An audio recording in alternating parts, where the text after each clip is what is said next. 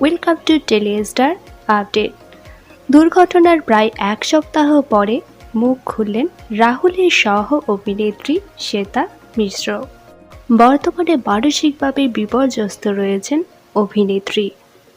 অভিনেত্রীর পরিবার বলেছিল, সুস্থ হয়েই অভিনেত্রীর সমস্ত সত্য মিডিয়া এবং আইনজীবীকে জানাবেন।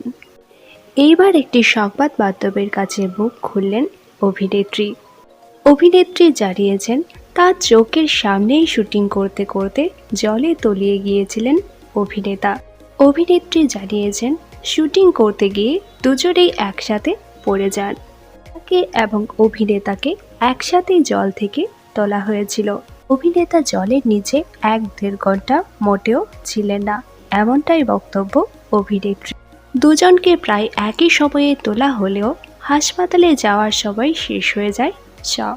সমস্ত বিষয়ে যে তদন্ত হচ্ছে তা জেনে খুশি হয়েছেন তিনি, এবং তিনিও চান সমস্ত সত্যিটা যেন সামনে আসে। সবার মাথায় ঘুরে বেড়ানো হাজারটা প্রশ্নের উত্তর যেন পেয়ে যান তারা।